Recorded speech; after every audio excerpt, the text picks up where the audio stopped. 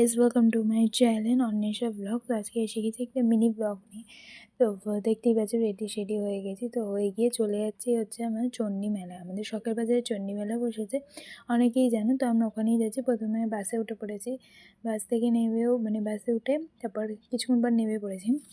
নেমে পড়ার পরেই আমরা একদম মন্দিরে চলে গেছিলাম, যেখানে ঠাকুরটা ছিল। তো গিয়েই দেখলাম প্রচুর লাইন পুজো দেওয়ার জন্য। তো যাই হোক, লাইন দিয়ে কিছুক্ষণ পর ভিতরে ঢুকলাম। তো ঠাকুরটাকে খুবই সুন্দর লাগছে দেখতে। আগে জানো তো আগে যখন আসতাম তখন ঠাকুরটা আরও বড় ছিল, হঠাৎ ছোট করে দিয়েছে।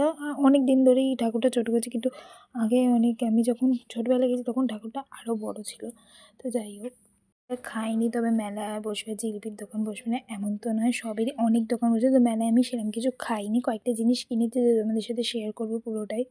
দুটো কানের হাতার ক্লিপ এইসবই কিনেছি, তো তোমাদেরকে পুরোটা দেখলাম। তো আজকে পর্যন্ত মিনি ব্লগটা এই পর্যন্ত।